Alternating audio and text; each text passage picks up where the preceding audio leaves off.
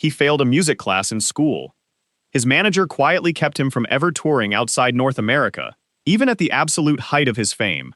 He once handed a stranger the keys to a brand new Cadillac, just because he liked the way she looked at it in a dealership window. He almost played James Bond. He turned it down. He served in the United States Army as an ordinary private, sleeping in barracks with everyone else, while he was already the most famous entertainer on the planet. He spent years locked inside a mansion that tourists could see from the sidewalk, but never actually enter. Doctors warned him, over and over, and he kept going anyway. His final concerts looked nothing like the lean, dangerous young man who once terrified American parents just by moving his hips on live television. And when he finally stopped, for good, the entire world seemed to notice at exactly the same moment. Everyone thinks they know Elvis Presley. The jumpsuits, the sneer, the songs that still haven't stopped playing on the radio, even now, almost 50 years later. But almost nobody knows the man underneath all of it. The boy who wasn't supposed to make it out of Tupelo. The singer who got famous almost by accident, in a room with no drummer and no plan. The star who built an empire so large it eventually became a cage. This is that story. And by the end of it, you'll understand exactly why the crown he wore for 23 years may have been the heaviest thing he ever carried. In January of 1935, in a 2-room wooden house on a dirt road in Tupelo, Mississippi, a baby boy was born to a poor young couple named Vernon and Gladys Presley. He had a twin brother. That brother didn't survive the birth. Gladys, by every account, never fully got over that loss. Money was tight from the very beginning. When Elvis was only 2 years old, the bank took the family's home after his father ran into legal trouble over a bad check. The Presleys moved constantly after that, chasing whatever work Vernon could find in the middle of the Depression-era South. What the family never lacked was music. Every week, Gladys brought Elvis to the local Assembly of God church, and every week, he sat pressed against her side, watching grown adults lose themselves completely in gospel songs. Nobody taught him to feel music that way. He simply absorbed it, sitting on a wooden pew, long before he understood what any of it meant. There was another kind of music close by, too. In a nearby Tupelo neighborhood called Shake Rag, Elvis would tag along on his father's delivery route and hear blues drifting out of open windows and front porches. Nobody planned any of this. It just kept happening, year after year, until both sounds were simply part of who he was. On his 11th birthday, Elvis wanted one thing: a rifle. His mother said absolutely not. Standing in a hardware store, disappointed and pouting, a clerk handed him a guitar instead, mostly just to calm him down. It cost $7.75, plus tax. It worked far better than anyone in that store could have imagined. He taught himself to play by watching other people's hands, over and over, at church and on porches around town. He wasn't a natural. He was just relentless about it, practicing chords long after other kids his age had lost interest and moved on to something else. At school, he entered a talent show and sang a slow, mournful song about a boy's dog. A few people noticed, not many.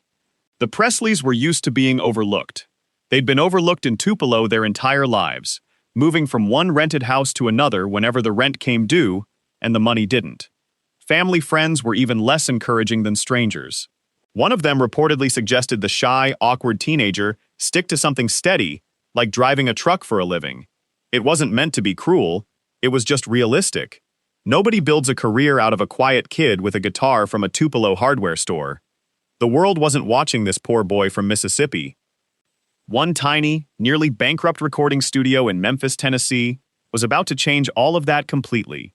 By 1953, the Presley family had relocated to Memphis, hoping for steadier work. Elvis, now a teenager, was driving a delivery truck for a living, quiet, polite, and completely unknown outside his own neighborhood. That summer, he walked into a small studio called Sun Records to pay for a personal recording, a birthday gift for his mother. The studio's owner, Sam Phillips, wasn't even in the building that day, but his assistant heard something worth writing down in the singer's voice, something she couldn't quite name. For nearly a year afterward, almost nothing happened. Then Phillips finally called him back in for a real session, pairing him with a guitarist named Scotty Moore and a bass player named Bill Black, just to test the chemistry. The planned songs went nowhere. They sounded flat, Forgettable, exactly like every other hopeful singer who'd passed through that studio. Then, during a break between takes, Elvis started fooling around with an old blues number. Loose, fast, and completely unrehearsed. The bass player jumped in first. The guitarist followed a moment later. Phillips, listening through the control room glass, stopped everyone and told them to do it again, this time with the tape rolling. Nobody in that room knew exactly what kind of music they'd just made. It wasn't quite blues. It wasn't quite country. It didn't fit cleanly into any existing radio format. Neither did Elvis. He was 19 years old, painfully shy in conversation, and yet somehow completely unguarded the moment a microphone was turned on. Phillips had waited nearly a year to find that combination, and once he heard it, he moved fast, dragging the trio back into the studio within days to find a B-side before the moment slipped away from him. A Memphis disc jockey played the finished record on the air that same week, and the station's phone lines lit up almost instantly. Listeners wanted to know who this singer was, and more than a few assumed, from the sound alone, that he had to be black, in a city where radio stations were still sharply divided by race. That confusion became the entire point. Elvis was pulling gospel, blues, and country together into something nobody could neatly categorize. Some stations refused to play the record at all. Teenagers didn't particularly care. They just kept turning the dial back to find it. Within a year, Elvis Presley wasn't a truck driver anymore. He was becoming a phenomenon. And phenomena, it turns out, attract predators almost immediately. In early 1955, a carnival promoter, who called himself Colonel Tom Parker, set his sights on the fast-rising young singer. Parker had spent years working traveling carnivals and managing country music acts before Elvis ever crossed his path. He understood something most people around Presley clearly didn't yet. Fame is a business, and someone, eventually, ends up owning it. By that August, Parker had already secured a controlling interest in Presley's management contract. 2 months later, he negotiated a deal selling Elvis's Sun Records contract to RCA Victor for $35,000, an almost unheard-of sum for an unproven regional performer at the time. Parker would eventually take a commission reaching 50% of nearly everything Elvis earned. Most managers in the industry took closer to 15%. Nobody around Elvis seemed inclined to push back on that number, least of all Elvis himself, who trusted Parker almost completely for the rest of his life.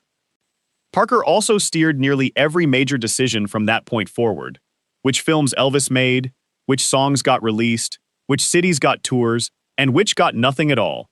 He negotiated Presley's contracts with RCA, arranged his early appearances on national television, and later built the entire Las Vegas chapter of his career from scratch. Here's the part almost nobody understood for decades. Colonel Tom Parker had entered the United States illegally, from the Netherlands, years earlier, and he never applied for American citizenship. He had no valid passport. Elvis Presley was arguably the single most famous entertainer alive. Fans in London, Tokyo, and Berlin adored him with the same intensity as fans in Memphis. And yet, across nearly a quarter-century of stardom, he performed a grand total of 3 concerts outside the United States, all 3 of them in Canada, back in 1957. Was the missing passport really the reason? Biographers still argue about that decades later. Some suspect Parker feared exposure and deportation. Others believe he simply refused to hand any control to promoters overseas, passport or not. Whatever the true reason, the practical effect stayed the same for 20 years. The world wanted Elvis, everywhere, constantly, and Elvis almost never got to go to them. The man who transformed Elvis Presley into a legend was also, quietly, deciding exactly how far that legend was allowed to travel. Success had fully arrived by now, so had its hidden price tag. And soon, an entirely different kind of institution would pull him even further away from any semblance of ordinary life. By late 1957, Elvis was unquestionably the biggest star in American music. Then, on his birthday that January, his draft notice finally caught up with him. Colonel Parker actually welcomed the news. He believed 2 full years of respectable military service would quiet down the parents and preachers who saw Elvis as a threat to their children's morals. Elvis himself was nervous about disappearing from the public eye for that long. He still reported for duty anyway, choosing an ordinary combat unit over a comfortable entertainment posting that would have let him keep performing. That single decision earned him something money had never been able to buy: genuine respect from people who had mocked him only a year or two earlier. Basic training came first, followed by an assignment to West Germany. In between those two postings, tragedy struck hard. His mother Gladys, only 46 years old, was hospitalized with a serious liver illness. Elvis was granted emergency leave and rushed straight to her bedside. She died days later, from a heart attack brought on by that illness. He was completely devastated. Gladys had been the closest relationship of his entire life, and he lost her while wearing an army uniform, thousands of miles from the stages that had made him famous. Just 10 days after her funeral, Private Presley reported back for duty. Weeks after that, he shipped out to Germany anyway, quietly grieving while training as an ordinary soldier overseas, far from home for the first time in his life. It was there, at a small party in the fall of 1959, that he met a 14-year-old girl named Priscilla Beaulieu. Something about her, he later admitted, reminded him of his mother. That relationship would eventually lead to marriage, years down the road. Most entertainers who vanish from the spotlight for 2 full years never fully come back. The public simply moves on. New idols step into the gap. Elvis returned home in 1960, even bigger than he'd left. But Hollywood was already waiting with a decision that he would spend the rest of the decade regretting. Colonel Parker had a plan for Elvis after the Army, and that plan was movies, lots of them, made quickly and cheaply. The films made money almost automatically. Modest budgets, catchy soundtrack albums, and guaranteed box office returns from a loyal fan base. Between 1960 and 1968, Elvis appeared in one lightweight musical comedy after another, most of them built around predictable plots involving race cars, beaches, or nightclubs. Millions of fans genuinely loved these movies. They were easy, colorful, and always came with a brand new Elvis song attached to the soundtrack. Elvis himself increasingly couldn't stand making them. He had trained seriously as an actor and admired dramatic performers of his era. He wanted meaningful, challenging roles. Instead, he kept getting handed the same formula, over and over, singing to hotel guests or ski instructors, while music critics dismissed him as a novelty act who had traded rock and roll for a paycheck. His record sales slid steadily throughout the decade. Rock and roll itself had moved on without him. The British invasion had swept through American radio, and to a lot of younger listeners, Elvis suddenly looked like something borrowed from their parents' generation, not their own. He needed one moment, just one, to remind the world exactly who he'd actually been, before that world forgot entirely. In 1968, almost by accident, he got exactly one shot at it. NBC approached Elvis about doing a television special, fully expecting another glossy holiday broadcast packed with safe, sentimental Christmas songs. The show's young director, a man named Steve Binder, had a completely different vision in mind. He wanted the real, unfiltered Elvis on screen. Raw, live, and dangerous. The way he'd sounded back in 1954, not the way he'd sounded in a beach movie a decade later. Elvis was terrified. He hadn't performed in front of a live audience in 7 years. Backstage, moments before one segment, he reportedly told Binder he simply couldn't go out there because his mind had gone completely blank with nerves. He went out anyway, dressed head to toe in a tight black leather suit designed to look like nothing else on American television that particular December. What happened next is still considered one of the defining moments in music history. Sitting in the round, surrounded by a small, intimate audience packed close enough to touch him, Elvis laughed, sweated, and tore through his old hits with an intensity nobody had expected from him in years. Musicians who'd known him for over a decade sat just a few feet away, trading grins with him between songs like they were all back in a Memphis garage again instead of a network television studio. He wasn't performing a polished character anymore. He was simply being himself, completely, for what felt like the first time in nearly a decade. At one point, sweating through that leather suit under the studio lights, he seemed genuinely amused by his own nerves, laughing off a missed note instead of hiding it. The special aired that December and pulled in the single largest television audience of the entire year for NBC. The King had officially returned. Critics who had already written his career off were suddenly writing think pieces about a full comeback. But the very success of that comeback would soon lead him somewhere far more exhausting than any Hollywood soundstage. Riding directly off his television comeback, Elvis returned to live performing in 1969, and Colonel Parker already had the perfect stage picked out, Las Vegas.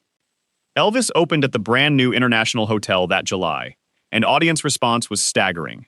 Sold-out shows, glowing reviews, and a schedule that Parker quickly locked into a long-term residency.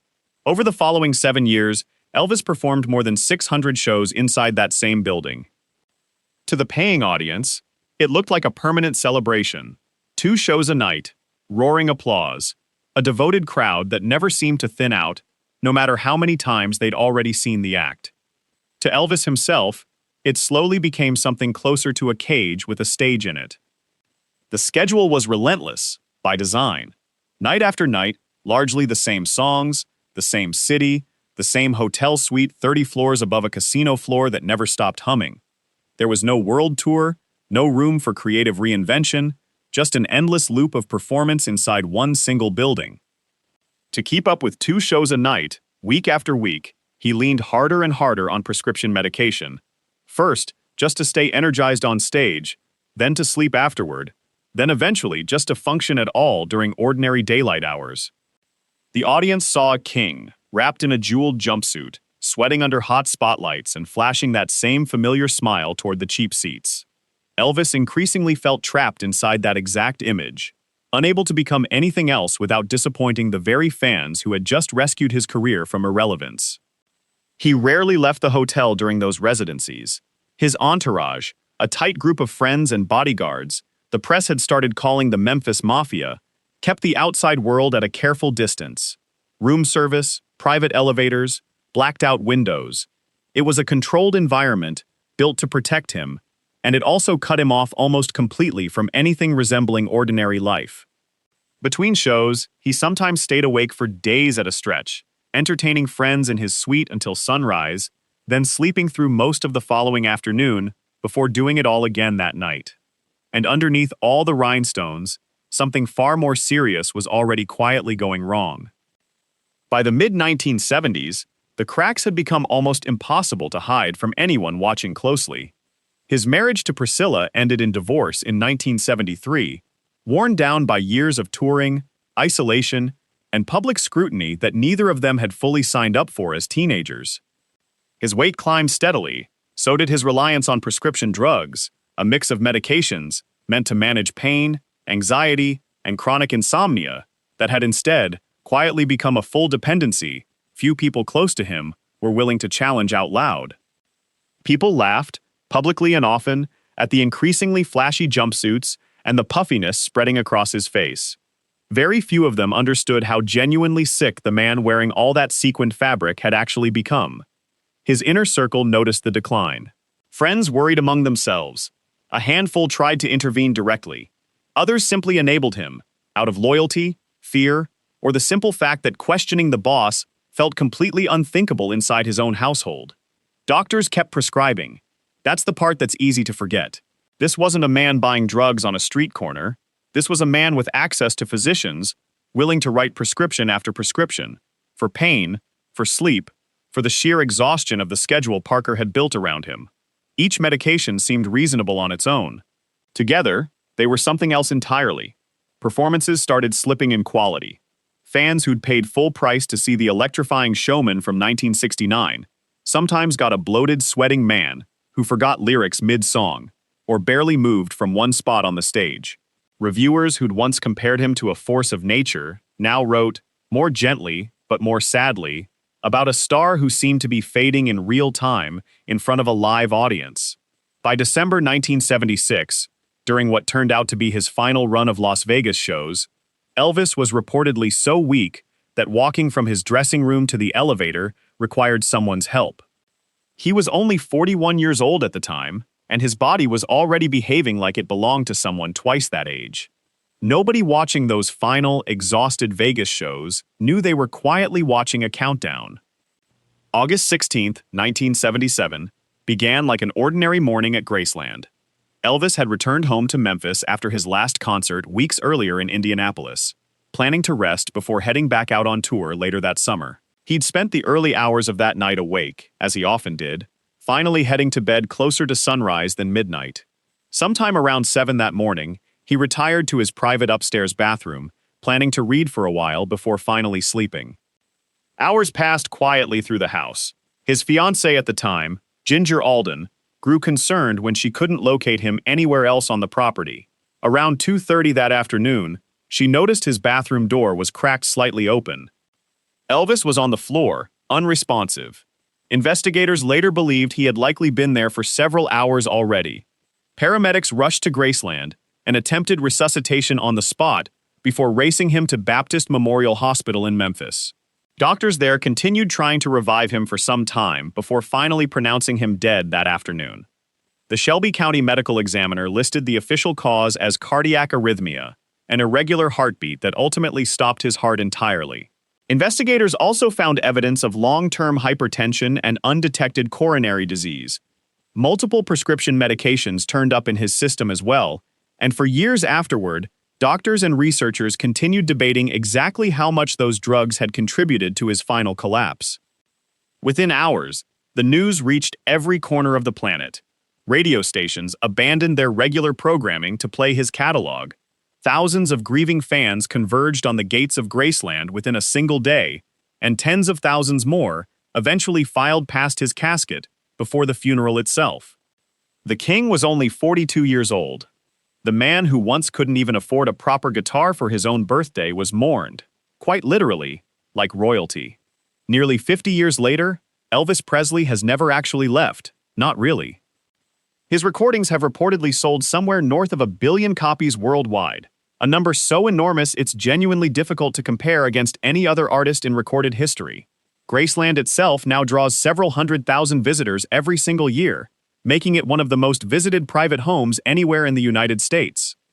His influence sits everywhere in modern music, whether artists openly credit him or not.